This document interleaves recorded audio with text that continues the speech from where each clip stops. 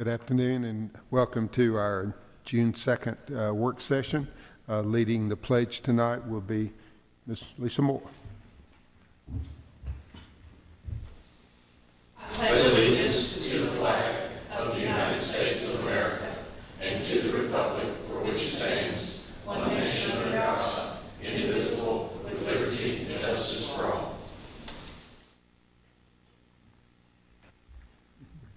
Thank you. We'll do the moment of silence Thursday night, and any questions regarding the agenda?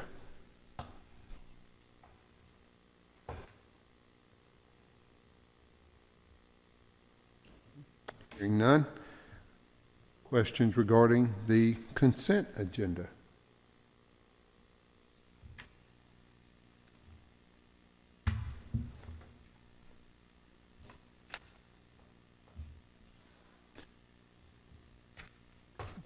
Six, 7, and 8 we'll take care of Thursday night.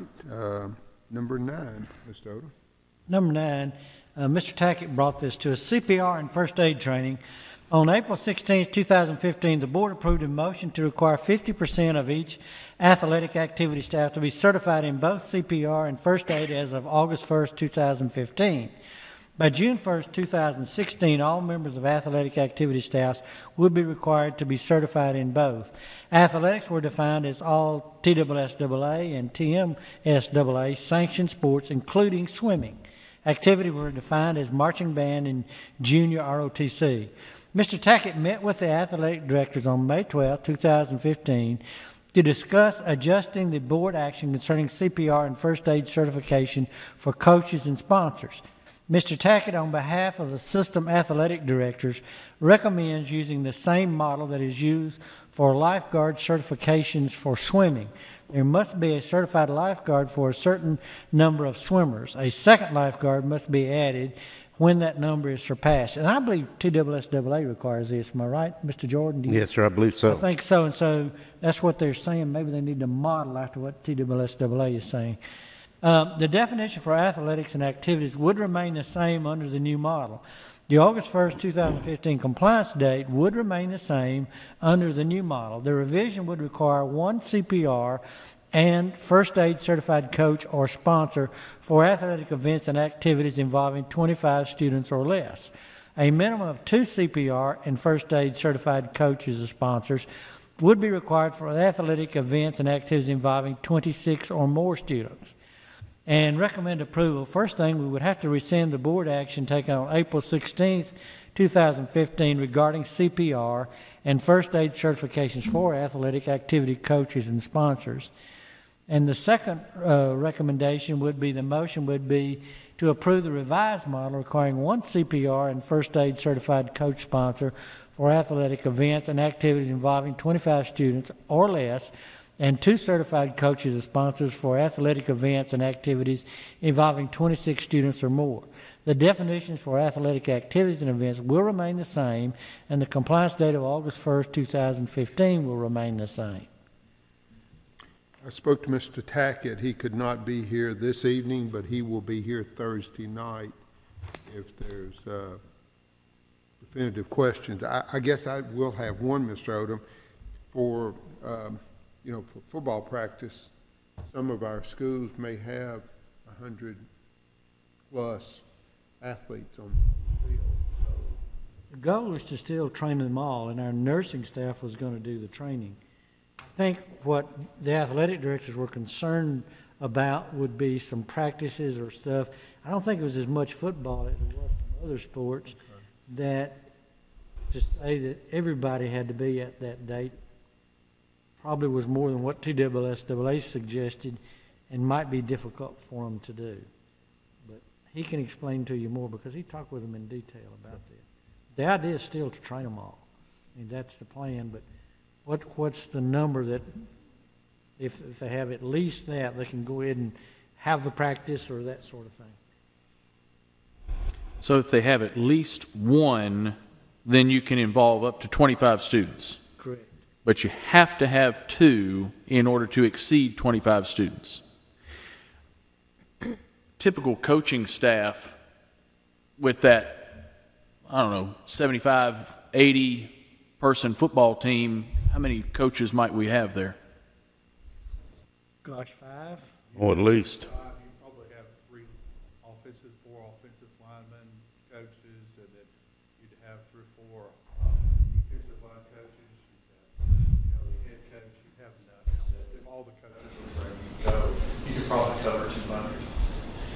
My concern is you'll put 150 band members on the field and you've only got 2 band directors.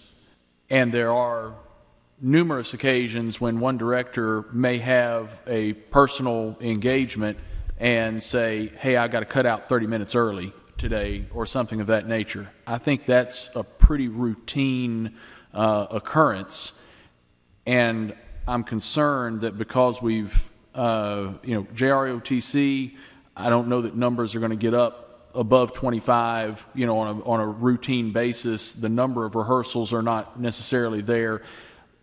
But in marching band, there's going to be a problem here. I'll communicate that with Mr. Tackett and see if there's a part of that discussion with him to see Okay. band involved, because he's met with them too. So I'll see what they see. Right. I mean, we'll have other instructors there, but most often they're not, staff personnel. They're supplemental personnel, and they're not necessarily going to have the same training requirements and such. We need to take a look at that. Okay. And Mr. Tackett will be here Thursday night. As worded right now, Mr. Holliday's concern is right on. It says athletic/activity staff. So whether you consider band athletics or not, it does say activity. And it defines them as included, band and Right, right.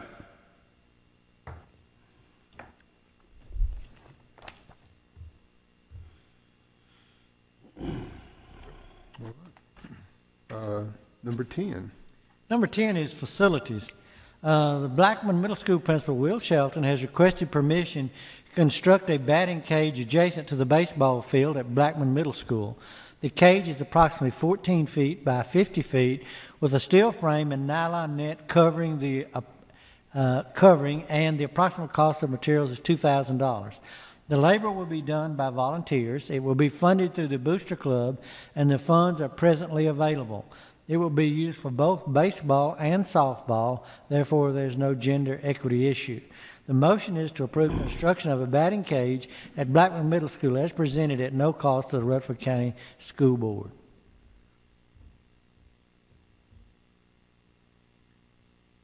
Any questions? And I know Mr. Clardy has checked it out and location, that sort of thing. If you have any questions there, he's got that.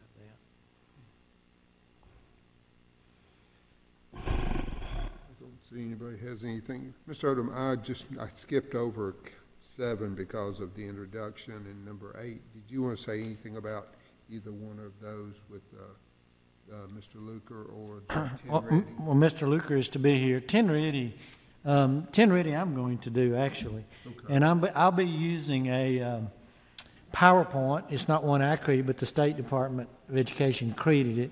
And it's made to show school boards and the public and that sort of thing. I just thought you as a school board, for your constituents all, need to know kind of what's coming up this fall. What does the Ten Reddy question look like? Some of the things that it can do and cannot do. But since that's the legislature, moved to a separate contract for testing. And so that was given to Measurement Inc. And so Ten Reddy will be handled primarily with Measurement Inc. And Mr. Estes said they're doing away with the term like EOC and TCAP, and they're kind of replacing it all with what's called Ten Reddy. It's some renaming there, but different versions. The essay part, there's going to be quite a few essays. Yes. Now, Yes. Will that be middle school? It'll be 3rd grade through 11th grade. Is writing on 3 through 11. There'll be extended responses on it for 3 through 8. The high school won't have those extended response questions that some of the others have on math.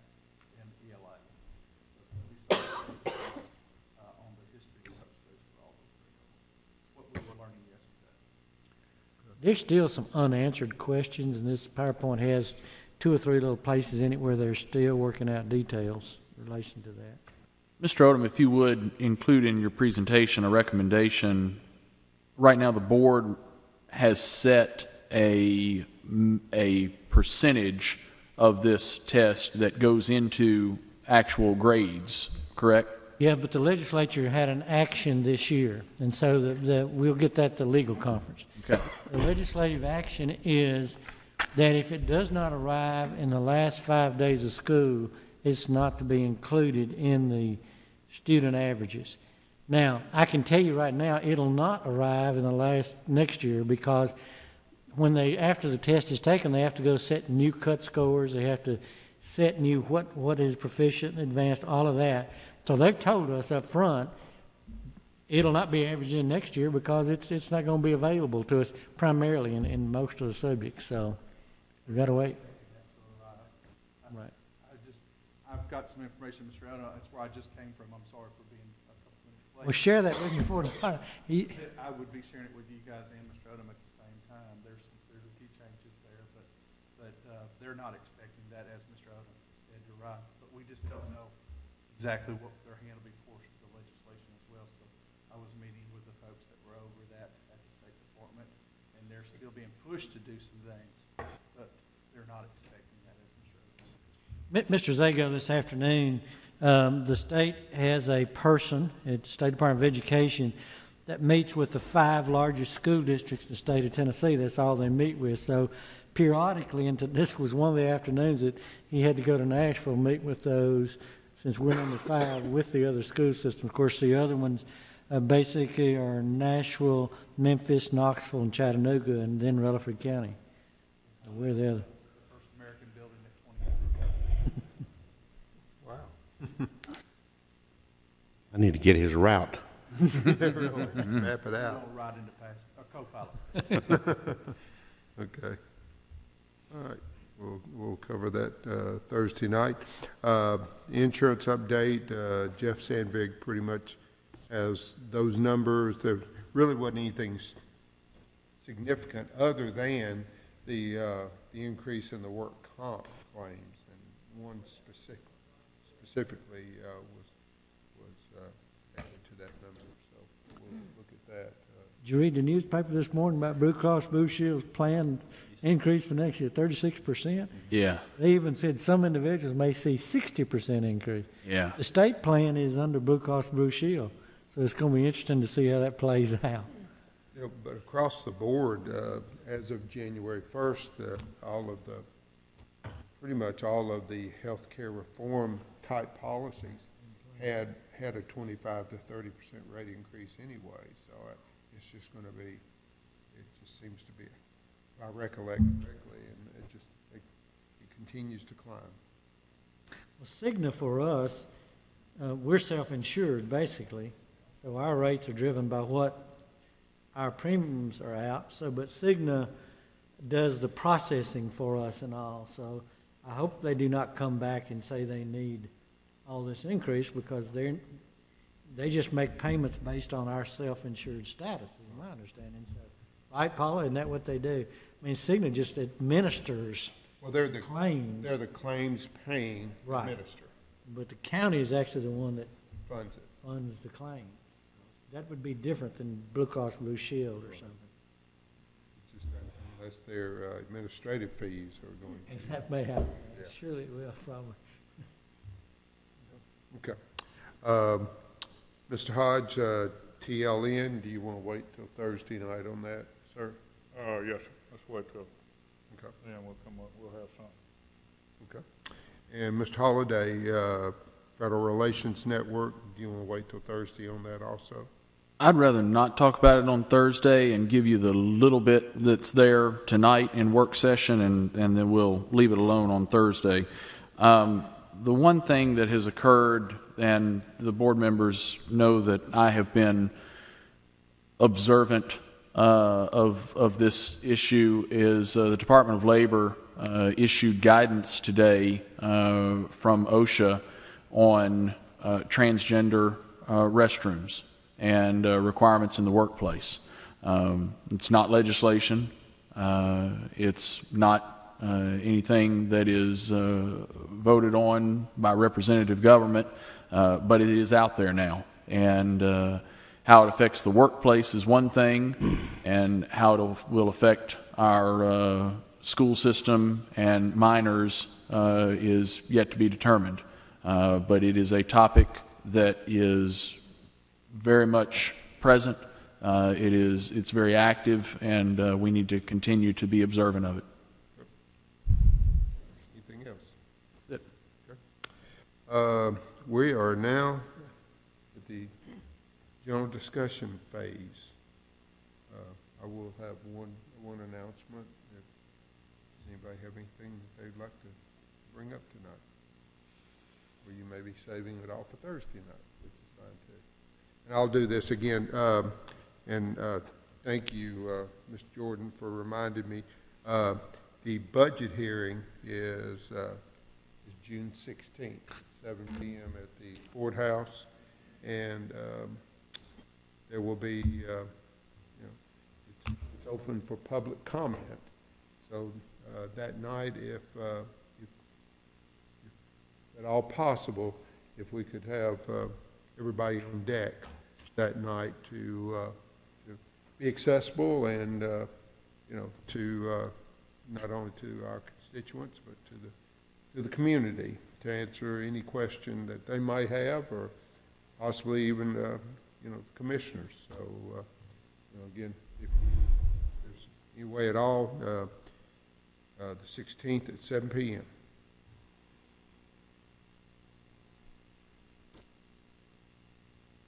Okay. Does anybody have anything else? We're a quiet group tonight, so, okay. Well, we will expect to see everybody back Thursday night. Anything, Mr. Odom? Well, sure, not tonight.